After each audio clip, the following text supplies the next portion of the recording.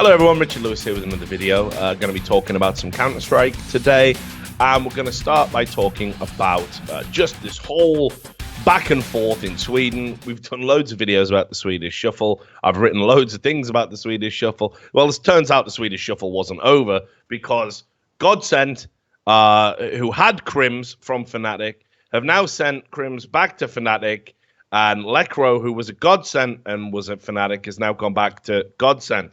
Just 70 days after the original trade, which saw the core of that great Fnatic team, which dominated 2015. Well, guess what? They're obviously they're not together anymore. The Krimz is out of the circle and goes back to Fnatic. Now, let's just talk about the transfer in and of itself. I think we can all agree that when the move happened, there was a lot of debate about Godsent's place in the grand scheme of things as a top-tier team. I thought Godsent was easily the best team in Sweden with that move. I figured that if everybody got back to their peak form, that would be the team that had the most talent. Fnatic, while they kept Dennis, who's been amazing lately, and had Olofmeister, and they got Twist, which was fucking huge because Twist has just been a monster as well lately. Lekro isn't a name that really sets me on fire, and Wenton is a placeholder player in my opinion. Loads of people are telling me how fucking great he is. Again, I'm not really seeing it. He's had some games which just beg a belief, in my professional opinion, to expect from that level of player. And I'm open about this. It's never malicious or nasty when I'm criticizing people. But I did say, does anyone honestly think Fnatic can be the #1 team in the world ever again with that lineup? And of course, the answer from most people was no. But Khan, the legendary 1.6 player, and of course, Fnatic's kind of GM, if you like, he said, yeah, absolutely. He does believe. So, okay, fine. They've made a roster change since he said that, like this one here. But, whatever. I guess it's kind of, after 70 days, it's not really a big deal. It's kind of like just, did you keep the receipt? So Krimz is a player who very briefly at one point, before Olofmeister really took the title and made it his own, he was the best player in the world. He was ridiculously consistent. He is one of the few players I've seen in the game when he was in his prime, that just made singularly holding a bomb site by himself just made it look easy. He could play it aggressively and get the kills and basically shut down a push before it was over, or he could use the terrain intelligently, use flashes and smokes to buy time for his team on a rotate, and Fnatic would just do a very simple retake because they had phenomenal aimers. Now, there was no coincidence that when Fnatic were this dominant force for a long period of time, they did it predicated on CT sites. The CT holds were unbelievable. They post most of their rounds as counter-terrorist. And Krimz was an incredibly huge part of that. But he'd been in a shit run of form lately. And when he went to Godsent, I kind of figured this was good for him because it would rejuvenate him. Basically, he hadn't been able to pick up the slack when Olofmeister, who hasn't been playing great lately, had a very brief resurgence after he'd come back after his injury, and now looks really poor. Now, the great thing about old Fnatic, vintage Fnatic, was if Olofmeister went missing, Krimz would just step up, and you were fucked, Now, it's Dennis that's really had to put the team on his back, and Krimz wasn't doing anything when he went, and Olofmeister hasn't been playing particularly well. So I don't really see what they think in bringing him back. I saw nothing in his time in Godsent that made me think he was going to get out of this slump of form. Equally, at Godsent, holy shit, a player wouldn't want to stay there as things stand. This is a team that every time there's a qualifier, every time there's an important game, they just seem to get blown the fuck out the water. I mean, just embarrassingly so. You think about them at Gfinity, 3-0 there.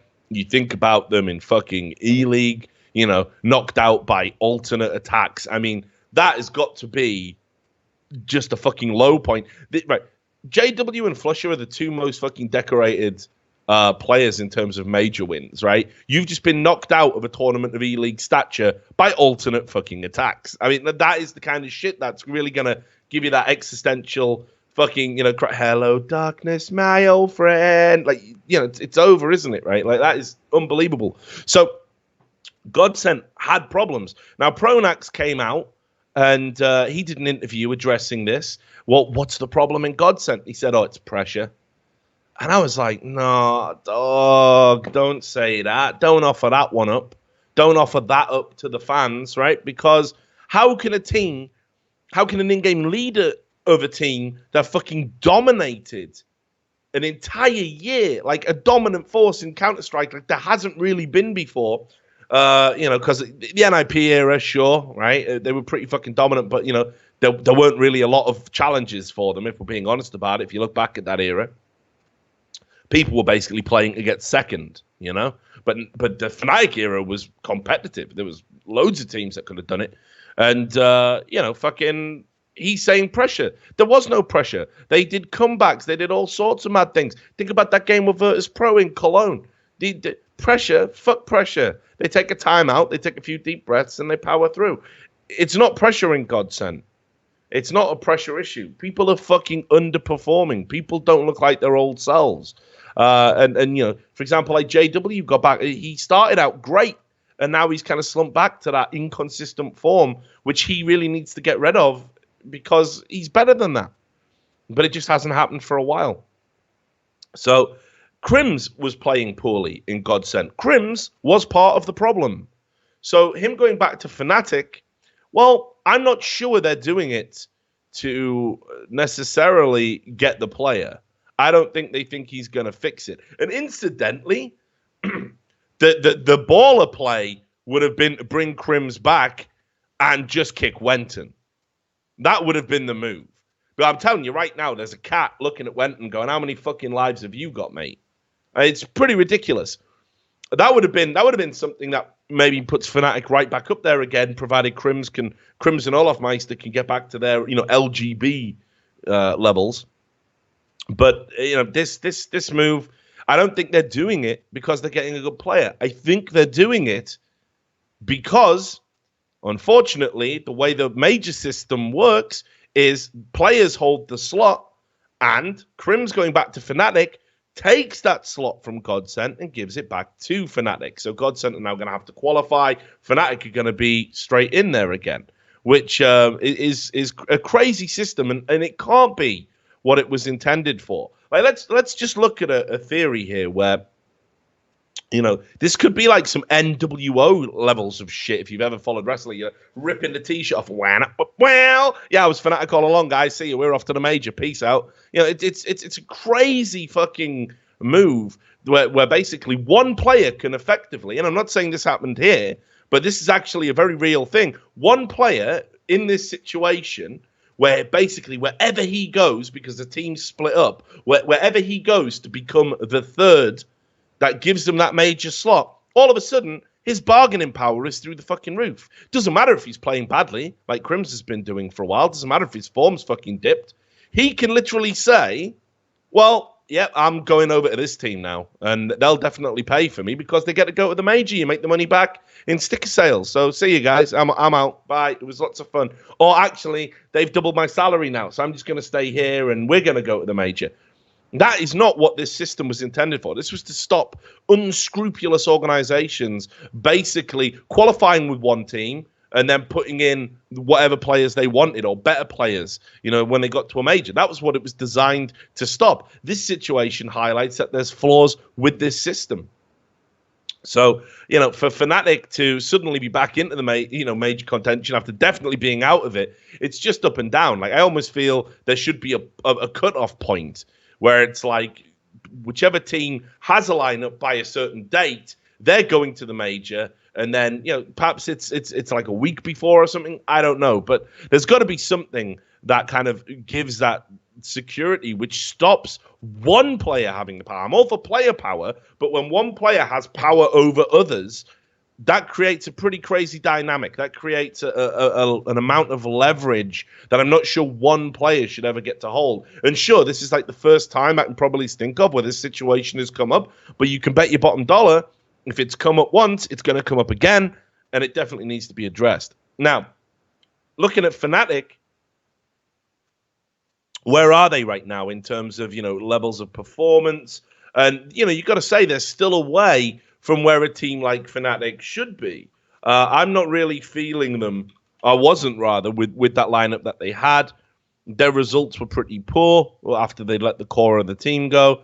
They weren't really doing anything that made me believe that this could be like a tournament-winning side again. And let's think about, for example, just recent tournaments. You've got fucking Epicenter. So at Epicenter, they split a fucking series with Hellraisers, which is like unbelievable levels of shitness. I mean, that is unbelievable. Hellraisers are not a top tier team, not by a long fucking chalk, and I don't think ever will be with that lineup. I mean, let's be clear. This is Angel, Bondic, Sticko Zero, and Dead Fox.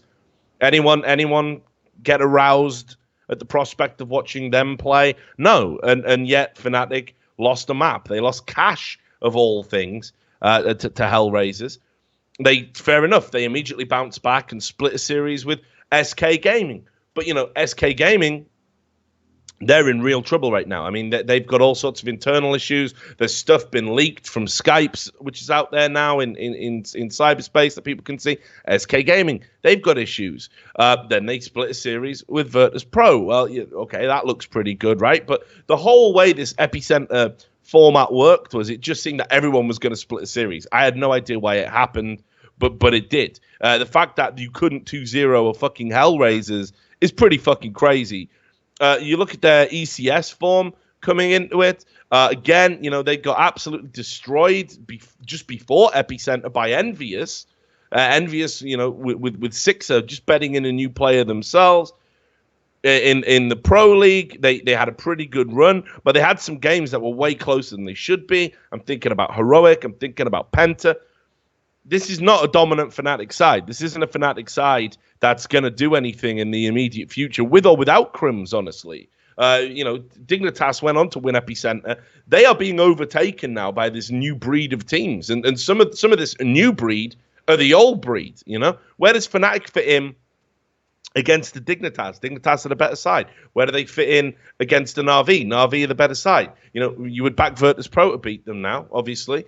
You might even still back SK Gaming to beat them, even with all of SK's problems. Where are Fnatic? They're way off the fucking pace. Krimz isn't going to fix that problem. There's a lot that has to happen in that Fnatic lineup. And a big part of it, of course, is you've got to, I still think the sleep has got to awaken. Like, Wenton has got to show that he's an elite level player.